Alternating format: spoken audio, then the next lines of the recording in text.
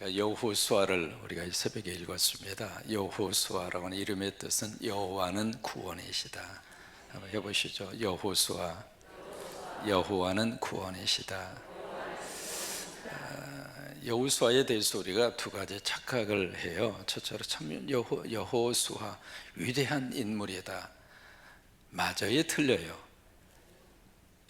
이럴 때는 대답 안 하는 게 가장 좋죠.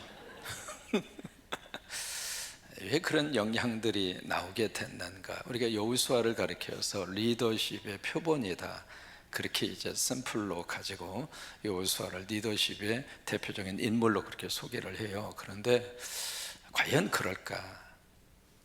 물론 이제 여호수아가 여호수아를 통해서 보여준 여러 가지 모습들을 보면 탁월한 리더십이 있고요.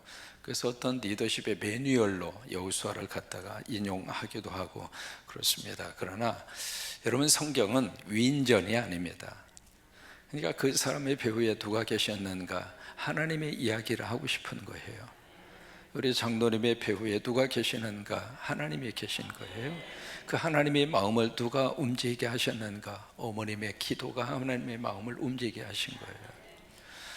그러니까 위대한 인물의 뒤에는 누가 있는가? 위대한 하나님이 계신 거예요. 성경은 그 인물을 중심으로 해서 쓰고 싶은 게 아닙니다. 그 인물을 들어 쓰고 있는 하나님이 위대하시다. 그 하나님이 살아계신다. 그 하나님이 지금도 우리와 함께 하신다. 이 새벽 예배하는 우리 자녀들의 뒤에 하나님이 계십니다. 이 새벽을 깨우는 자녀들이라면 미래는 하나님의 책임지십니다. 그래서 우리가 자녀들을 하나님 앞에 맡기고 기도하자고 하는 거예요. 왜? 내 힘으로는 한계가 있으니까. 그래서 우리가 여호수아를 읽을 때 여호수아가 참 위대하다, 위대한 인물이다, 위대한 리더십을 가진 탁월한 지도자자, 그 개념을 가지고 여호수아를 읽으면 잘못 읽으시는 거예요. 두 번째로 여호수아를 통해서 우리가 요단강을 건너서 어디로 들어가죠? 가나안 땅에 들어갑니다. 그렇다면 가나안 땅 들어가는 것은 점령인가 아니면 순종인가?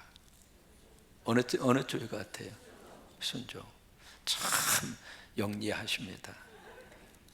우리가 여호수아하면 여호수아를 본받아 가나안 땅 들어가는 것처럼 우리가 이제 그렇게 자꾸 교육을 받다가 보니까 마치 여호수아가 가나안 땅을 점령해 들어가서 차지하는 것처럼.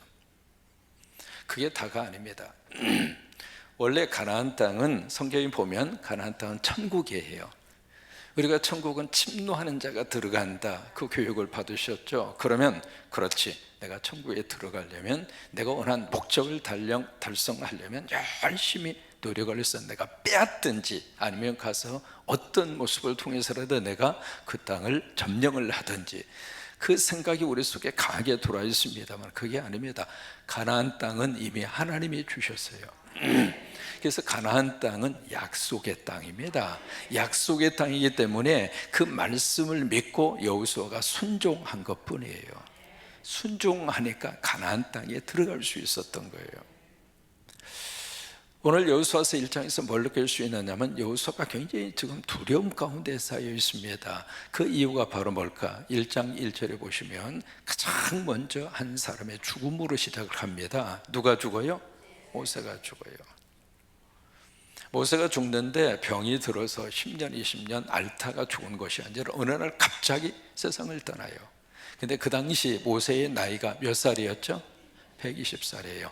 이 새벽에 나온 분들 전부 다 120수 하시기 바랍니다. 아멘 안 하신 분도 어쩔 수 없이 120살까지 사셔야 돼요. 왜요? 줄만 하면 살려놓고, 줄만 하면 살려놓고, 앞으로는 죽고 싶어도 못 죽어요.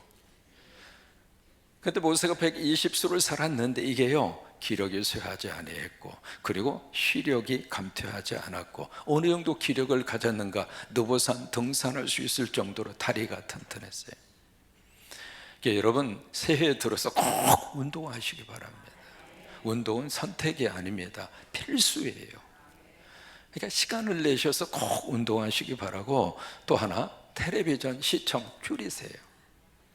이게 텔레비전 여러분 보시면은요, TV를 딱 보면 딱 앉아서 보시잖아요. 보시면 근육의 95%가 아무 움직임이 없어요. 그러면 하루 종일 TV만 보고 있으면은요, 사람이 어떻게 되는가? 완전히 깔아앉아요. 그렇게 하지 마시고 이제는 움직이세요. 막 움직이면서 내가 주님을 위하여 건강해야지, 교회를 위하여 건강해야지. 아멘 좀 해봐요.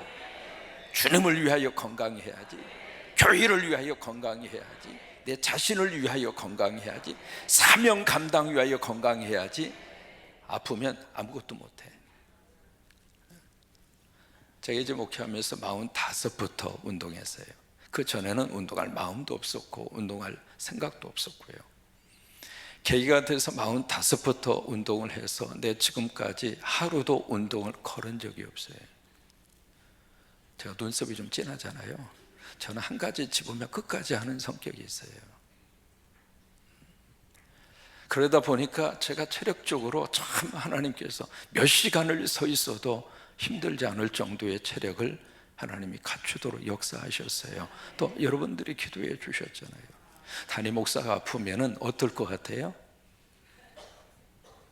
담임 목사가 아프면 조금 성도들이 목사님 아프시면 어떡한가, 병원에도 오시고 기도도 해주시고 그래요. 자, 아픈 것이 2달 진행된다고 생각해 보세요. 어떤 현상이 나타날까요? 뒤에서 목사님 모셔야 되는 거 아니야? 왜냐하면 모세가 120살이 될 때까지 그가 그 정도의 체력을 가지고 하나님의 사명을 감당한 거예요. 새해 여러분 모두가 다 건강하셔서 주신 사명 잘 감당하도록 여러분들의 체력도 하나님이 축복하시기를 바라고, 그래서 120살 모세가 어느 날 갑자기 세상을 떠났어요. 떠났는데 이 모세는 어떤 인물인가? 이스라엘의 민족의 지도자이면서 또 하나 아버지 같은 분이에요. 근데 그 뒤를 누가 이어받았는가? 여호수아가 그 리더십을 이어받습니다. 근데 여호수아는 모세의 누구냐면 수종자라, 1절에 그렇게 돼 있죠. 수종자라는 이야기는 보좌관이라 그 말이에요. 보좌관. 근데 보좌관인데 이 여호수아 입장으로서는 아직 준비가 안 됐어요. 그런데 아버지가 돌아가신 거예요. 그러니까 여호수아의 마음속에 두려움이 있을까요? 아니면 자신감이 있을까요? 두려움이 꽉 하고 밀려옵니다. 이 거대한 이 위치에서 이것을 내가 어떻게 감당할 수 있겠는가?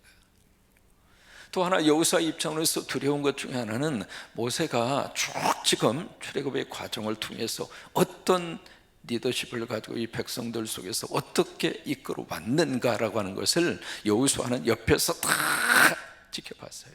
지켜봤는데 이 백성들이 말을 잘 들으면 얼마나 좋겠어요. 김관영 장로님 목회자의 심정을 알아주셔서 참 감사합니다. 이 백성들이 조금만 불편하면 돌멩이 들어서 내려치려고 하지를 않나, 원망하지를 않나, 왜 이끌어와서 우리를 죽이려고 하느냐고 그렇게 여론이 형성이 되지를 않나. 그 모습들을 여호수아가 전부 다 지켜본 거예요. 지켜보면서 큰일 났네, 큰일 났어, 나 어떡하지? 그런 속에 있는 이 여호수아에게 하나님께서 너무 귀한 말씀을 주십니다. 무슨 말씀을 주시는가? 3번에 걸쳐서 6절, 7절, 9절입니다. 똑같은 말씀을 여호수아에게 3번이나 강조해서 말씀을 하십니다. 보실까요? 6절입니다. 같이 한번 고백하실까요? 시작. 강하고 담대. 크게 읽으세요. 시작. 강하고. 다시 크게 한번 고백하세요. 시작. 그 다음에 7절에 가서 보세요. 7절에 시작. 오직 강하고 극히. 6절하고 7절하고 좀 뉘앙스가 틀리죠. 6절에서 강하고 담대하라. 여러분, 이거 명령형입니다. 네가 강하고 담대하기 때문에 강하고 담대하라, 그 말이 아닙니다. 하나님께서 내려주시는, 그에게 주시는 하나님의 음성으로 그에게 지금 말씀하시는 내용입니다. 내가 너 알아. 두렵지? 불안하지? 떨리지? 그 자리에서 주저앉지 마. 여러분이 한 해를 시작하는 동안에 행여라도 그런 마음이 있다면 이 새벽에 이 음성이 여러분에게 들려주시기를 축복합니다. 강하고 담대하라. 강하고 담대하라.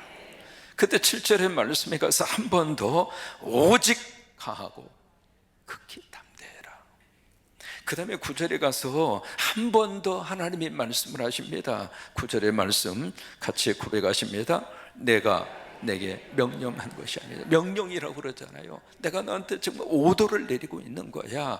협조를 요청하는 것도 아니고 그렇게 했으면 좋겠다, I wish, 내 소원을 말하는 것이 아니라 This is my order, 내 명령이야. 강하고 담대해. 이 시간 하나님이 여러분들에게 명령하십니다. 이 한 해를 사는 동안 강하고 담대해라. 강하고 담대해라. 강하고 담대해라.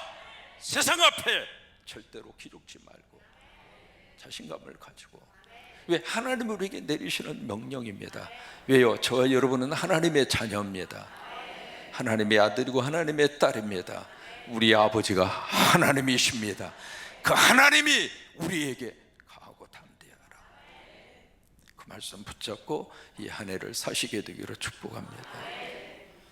두 번째로 여호수아에게 무슨 말씀을 하시고 있는가? 내 발바닥으로 밟아라. 그게 이제 여호수아에게 주신 두 번째 말씀이에요. 자, 보실까요? 3절입니다. 같이 한번 읽습니다. 내가 모세에게 말한 것 같이. 자, 보세요. 내가 먼저 누구에게 약속했는가? 모세에게 줬다. 그러니까 모세를 통해서 하나님이 출애굽의 시절부터 하나님께서 모세를 통해서 하고자 했던 하나님의 계획과 하나님의 뜻이 있었다 이 말이에요. 그러면 모세가 죽었으면 그게 끝나는가? 아니라 이 말이에요. 우리는 때로는 착각합니다. 내가 사라지면 아무것도 못하리라. 천만의 말씀. 제가 목회자로서 미국에서 20년 동안 목회하다가 한국에 들어왔습니다. 젊은 날 30대 40대 이민 목회 세우기 위해서 말 그대로 모든 것을 다 쏟았습니다. 그러면 내가 그 교회 떠난 다음에 그 교회 문 닫았을까요? 그 교회 그대로 있습니다. 여러분, 한 시대를 이렇게 쭉 보면서 그 인물이 사라지면 그 조직이 와야 되는가? 천만의 말씀. 지금 모세가 죽었기 때문에 이스라엘 민족이 더 이상 희망이 없이 그곳으로 모든 것이 끝장났는가? 아니에요. 여러분, 사람은 사라져도 하나님이 계시면은 그 조직은 세워지는 거예요. 하나님이 없는 것이 가장 큰 문제예요. 그러니까 모세가 죽었다고 그래서 이스라엘 공동체가 어느 한 목회자가 떠났다고 그래서 그 교회가 그렇지 않아요. 그러니까 여기 내가 모세에게 말한 것처럼 모세에게 주었던 그 약속이 모세가 죽었으니까 끝난 게 아니라 그 말이에요. 그러면서 3절에 그 말씀을 하십니다. 내가 모세에게 말한 바와 같이 그 모세의 약속이 너에게도 그대로 유효하다 이 말이에요. 그 다음에 하시는 말씀이 너희 못으로 밟는 곳. 뭘로 밟아라 그랬어요? 발바닥으로. 발바닥으로. 여러분, 이게 맨발 걷기의 원조가 아닌가 싶어요. 발바닥으로. 여기 신발 신고 밟으라 안 그랬잖아요. 발바닥으로. 그러니까 이게 참 요즘에 이제 맨발 걷기가 아주 왕성하게 참 우리 대한민국을 건강하게 살게 하시는 하나님의 놀라운 기회라고 생각해요. 기회가 있을 때마다 한번 해보세요. 맨발 걷기. 제가 이제 작년 5월 15일부터 했거든요. 제 발바닥에 굳은 살이 배어가지고 이제는 예지간에서는 발바닥이 안 아파요. 해보니까 좋아요. 여기 발바닥으로 밟으라고 그랬잖아요. 그래서 이 말씀을 묵상하다가 여호수아도 맨발 걷기 했구나. 여호수아도. 근데 여호수아만 맨발 걷기 한 것이 아니라 모세도 맨발을 어디서? 시내산에서 그 떨기나무에서 하나님 딱 만났을 때 모세 보고 뭐라고 그래요? 신발 벗어라. 맨발 걷기 한 거예요. 모세도. 맨발 걷기 하니까 120살을 건강하게 사는구나. 성경에 답이 다 있어요. 장로님도 맨발 걷기 오세요. 맨발 걷기 참 좋은 거예요. 그 여기에 맨 발바닥으로 어떻게 하라? 밟는 곳은 그 다음에 참 중요한 약속을 해주고 있습니다. 모두 내가 너희에게 어떻게 해요? 주었다. 자, 보실까요? 가나안 땅 하나님이 약속을 하셨어요, 안 하셨어요? 약속하셨어요. 적과 꿀이라는 가나안 땅을 내가 너에게 주리라. 그 다음에 여호수아 입장으로서는 그러면 하나님이 주겠다고 약속을 하셨으니까 가만히 있으면은 하나님이 그 땅 다 처리해서 주시겠구나 하고 여호수아가 가만히 있었습니까? 아니면 하나님은 뭐라고 말씀하십니까? 믿고 행동해라. 믿고 행동해라. 발바닥으로 밟으라 말은 그 말이에요. 이 새벽에 나온 우리 학생들이 하나님의 약속을 믿고 열심히 공부하는 것은 여러분 몫이에요. 내가 공부해야지. 내가 공부하지 않고 어떻게 공부의 실력이 올라갈 수 있겠어요? 6번 떨어졌지만 떨어진 게 대수가 아니잖아요. 합격한 것이 가장 중요한 축복이지. 그러면 그 과정 속에서 또 하고 또 하고 또 하고, 이게 믿음이에요. 발바닥으로 내가 밟아야 돼요. 내가 밟는 거예요. 근데 그렇게 밟으면 내가 주리라 그거예요. 주는 것은 누가 주는가? 하나님이 주세요. 밟는 것은 누가 밟는가? 내가 밟아야 돼요. 내가 구하라, 찾으라, 두드리라, 그것은 내 몫이에요. 내가 구해야 돼요. 내가 찾아야 돼요. 내가 두드려야 돼요. 새벽에 와서 두드리시고, 예배를 통해서 두드리시고, 찬양으로 두드리시고, 그게 아멘! 내가 아멘하는 거지. 내가 아멘해야 하나님이 아멘할 때 복을 쏟아부어 주시지. 내가 할 일을 하나님 앞에 절대로 그 책임 전가하지 마세요. 내가 할 일이에요. 내가 할 일이에요. 세 번째로 무슨 말씀을 해주시고 있는가? 여기 아주 중요한 포인트를 우리에게 말씀을 하시고 있습니다. 여기에 무슨 말씀을 하시냐면, 자, 8절입니다 7절부터 보실까요? 7절부터 시작. 오직 강하고 극히 담대하여 나의 종 모세가 내게 명령한 그 율법을 다 지켜 행하고 우로나 좌로나 치우치지 말라. 그리하면 어디로 가든지 형통 거기다가 표시를 해보시고, 그 다음에 8절, 이 율법책을 내 입에서 떠나지 말게 하며 주야로 그것을 묵상하여 그 안에 기록된 대로 다 지켜 행하라. 그리하면 내 길이 평탄에다 동그라미를 트시고, 그 다음에 내가 뭐하리라? 형통하리라. 자, 보세요. 형통이 몇 번 나왔어요? 2번 나왔어요. 2번. 그 다음에 평탄이 몇 번 나왔어요? 1번 나왔어요. 자, 보세요. 여러분, 평탄하고 형통하리라 이 말이에요. 여호사에게 주신 이 하나님의 놀라운 축복이 이 한 해를 사는 동안 여러분들의 삶에 평탄의 행복이 있기를 바라고, 길이 평평한 대로로 여러분 그런 길을 우리에게 약속하시고 그 행복을 오늘 약속하고 계시는 거예요. 두 번째, 형통의 행복입니다. 근데 여기에 중요한 포인트가 있습니다. 바로 뭐냐면 이 형통이라고 하는 단어를 우리가 어떻게 해석하느냐 이 말이에요. 우리 일반적으로 이 형통을 어떻게 해석하는가? success라고 하는 단어를 써서 성공하면 형통했다 그래요. 물론 그것도 형통이라고 하는 개념 속에 들어있습니다만은 오늘 성경이 말하는 이 형통의 가장 중요한 핵심 요지가 있습니다. 그것이 바로 뭔가? 여러분 1절에서 9절까지 가장 많이 나오는 단어가 있습니다. 그 단어가 뭘 것 같아요? 1절에서 9절까지 가장 많이 나오는 단어가 있습니다. 내가 너와 함께. 그러면 누가 함께? 하나님이 함께. 하나님이 함께. 형통이 뭔 줄 알아요? 하나님이 함께 하는 게 형통이에요. 그게 형통이에요.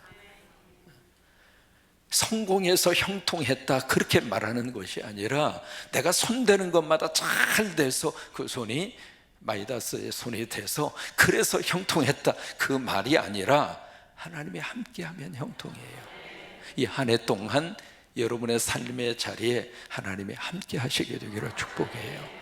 우리 자녀들이 있는 곳에 하나님이 함께 하시고, 내 직장에 하나님이 함께 하시고, 내 사업장에 하나님이 함께 하시고, 우리 교회에 하나님이 함께 하시고, 그게 형통이에요. 그게 형통이라고요. 여러분 이 은혜가 이 새벽에 여러분 가운데 그대로 임하게 되기를 주의 이름으로 축원합니다.